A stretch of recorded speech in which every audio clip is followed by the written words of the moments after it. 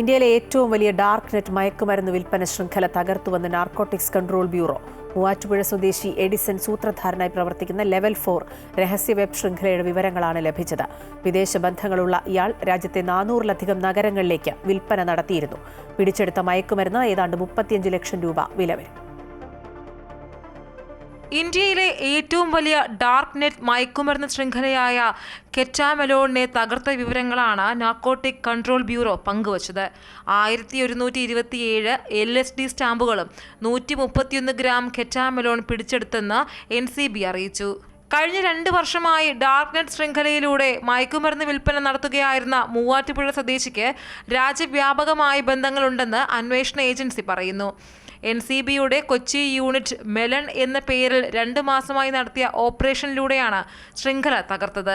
മയക്കുമരുന്നിനൊപ്പം 70 ലക്ഷം രൂപ വിലമതിക്കുന്ന ഡിജിറ്റൽ ആസ്തികളും പിടിച്ചെടുത്തു. ഡാർക്ക് നെറ്റ് മാർക്കറ്റുകൾ ആക്സസ് ചെയ്യാൻ ഉപയോഗിക്കുന്ന വിവരങ്ങളടങ്ങിയ പെൻഡ്രൈവ്, 1-ലധികം ക്രിപ്റ്റോ കറൻസി വാലറ്റുകൾ, ഹാർഡ് ഡിസ്കുകൾ തുടങ്ങിയവയാണ് കണ്ടെടുത്തത്. വ്യാഴാഴ്ച കൊച്ചിയിലെത്തിയ പോസ്റ്റൽ പാഴ്സലുകളിൽ 280 LSD ബ്ലോട്ടുകൾ കണ്ടെത്തി. അന്വേഷണത്തിൽ മൂവാറ്റുപുഴ സ്വദേശിക്കാണ് ഇത് ബുക്ക് ചെയ്തിരിക്കുന്നത് എന്ന് സ്ഥിരീകരിച്ചു. തൊട്ടടുത്ത ദിവസം ഇയാളുടെ വീട്ടിൽ നടത്തിയ പരിശോധനയിലാണ് LSD ബ്ലോട്ടുകളും കെറ്റാമിനും പിടിച്ചെടുത്തത്. പരിശോധനയിൽ കെറ്റാമെലോൺ ഇന്ത്യയിലെ ഏക ലെവൽ 4 ഡാർക്ക് നെറ്റ് വിതരണക്കാരനാണെന്നും അന്വേഷണങ്ങളിൽ വെളിപ്പെട്ടെന്നും അധികൃതർ വ്യക്തമാക്കി.